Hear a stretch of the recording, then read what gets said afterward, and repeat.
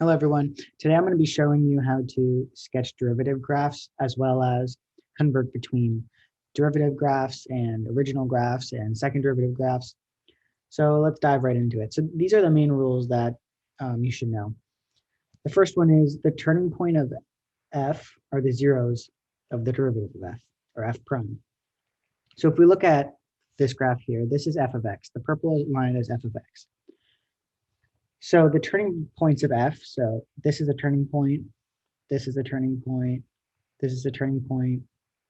Basically, anywhere where it switches from going up to down is a turning point.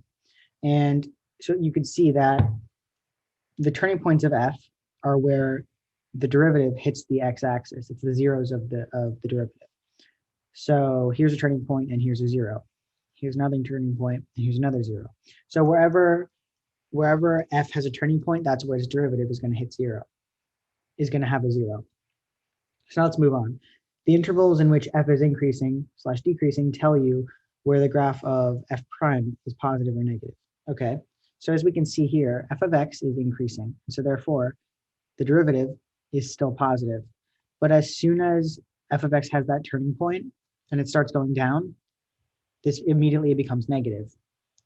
And then it stays negative until it starts going up again at the other turning point, in which case now it's positive. So that's how you know whether your derivative is positive or negative when you're preparing to sketch it. So now if we go to the last one, the points of inflection of f correspond to the turning points of f prime.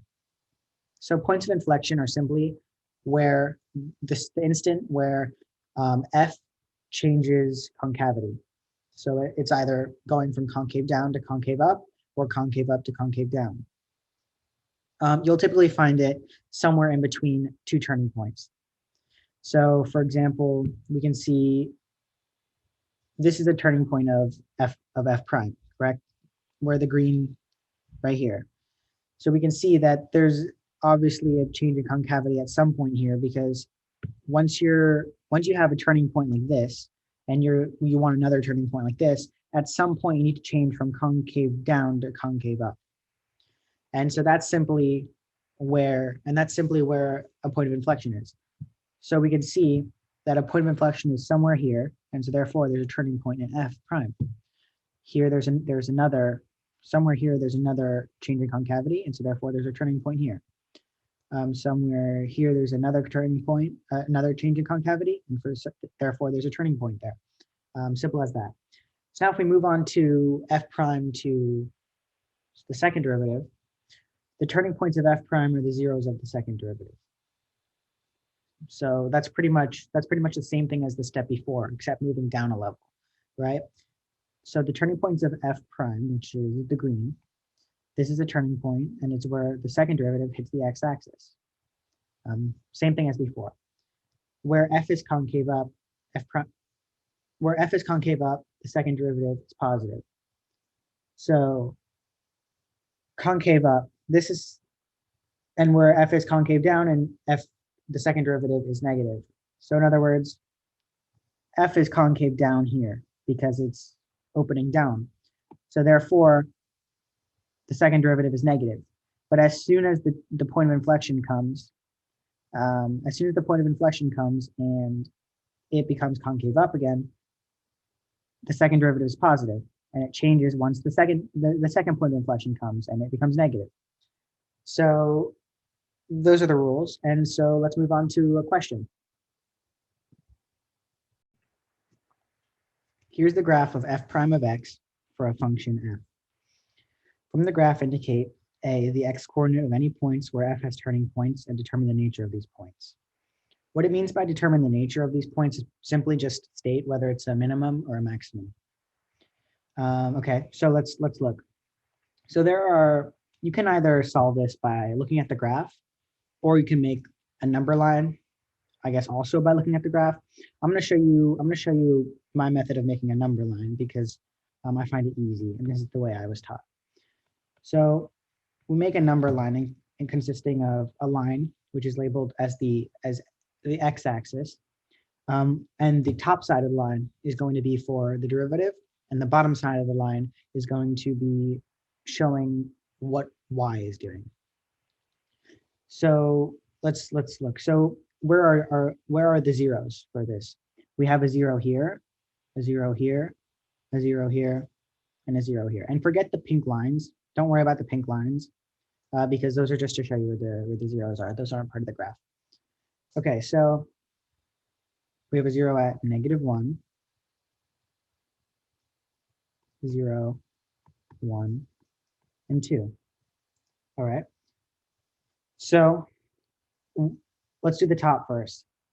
And basically here on the top right here, we're going to be stating whether the derivative is positive or negative. And here we're going to be stating whether we're going to be showing whether y is increasing or decreasing. And by y, I mean the original f. So before -1, it's negative, as we can see, because it's just going to go down forever over here. So it's negative here. I'll do it in a different color so it's easy to see. It's negative here. In between -1 and 0, if we were to plug in, let's say, -0.5, we would be positive because this is in between -0, -1 and 0, and all of these are positive values. In between 0 and 1, like 0.5, as we can see, there's a 0.5 right here, and it's negative y, so negative. And then in between 1 and 2, so 1.5, let's say, you can see it's positive, and after 2, it's negative again because it goes down forever. Okay, so what does this mean? This means that y will be decreasing, y will be increasing, decreasing, increasing, and decreasing again. And what does that mean? If it's decreasing and then goes increasing again, we have a minimum here. If it's increasing and then starts decreasing, we have a maximum here. If it's decreasing and then increasing, we know we have a minimum and then another maximum. Okay, so now that we have that done, we can now answer A and B together, actually. A and B can both be answered. So what's the answer to A? Well, the x coordinate of any points where f has turning points. So we just did it. So if there's a turning point at x equals -1, which is a minima, I guess, x equals 0, which is a maximum, x equals 1 for another minima, and x equals 2 for your last maximum. So that's A. Now let's go on to B. The intervals where f is increasing and decreasing. Okay, so I'll do B here and I. So the intervals where f is increasing and decreasing. Okay, so we already did it. Our f is labeled as y here. So we know that it's decreasing. So 1 is increasing. So it's increasing from -1 to 0. So from -1 to 0. Union from 1 to 2. And okay, so it's increasing twice. Now, where's it decreasing? Okay, it's decreasing from -infinity to -1.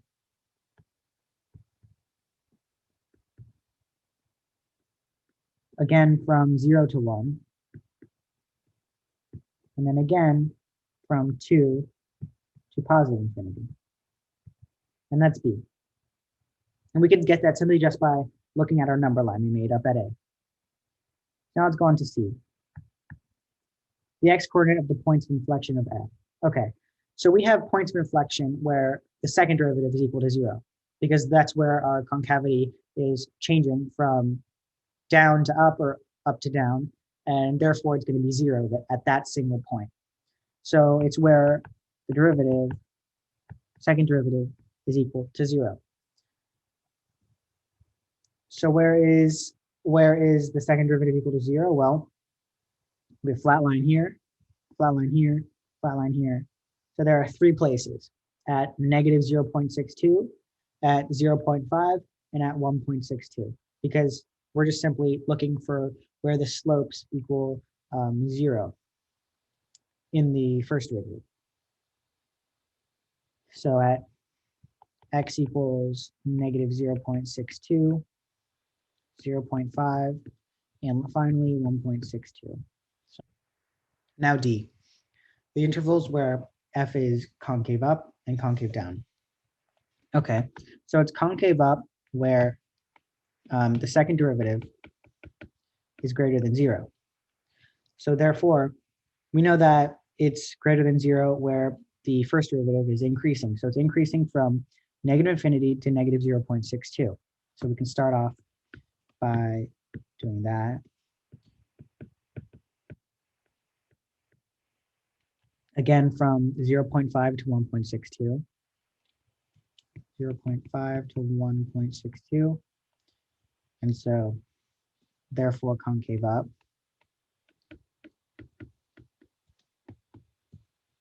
And so where is it concave down? It is less than 0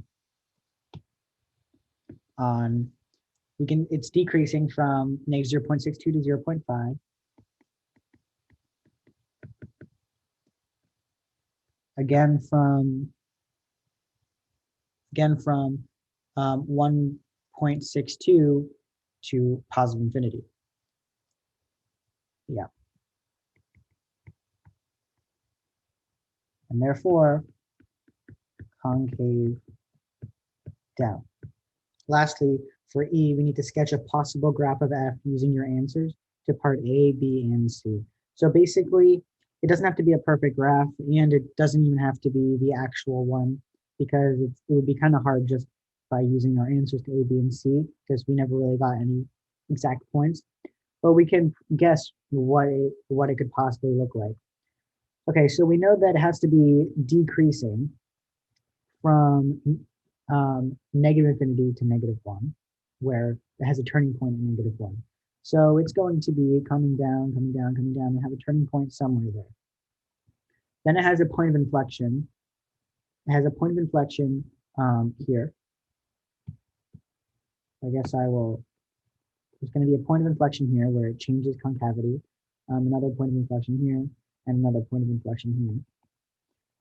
In which case we will have another turning point here. Here it becomes positive. Also, it becomes positive right there. And we can turn around and then another point of inflection, turn around, another point of inflection, turn around, go down forever. That is a possible graph of the original function f, and I hope this video was helpful. Adios.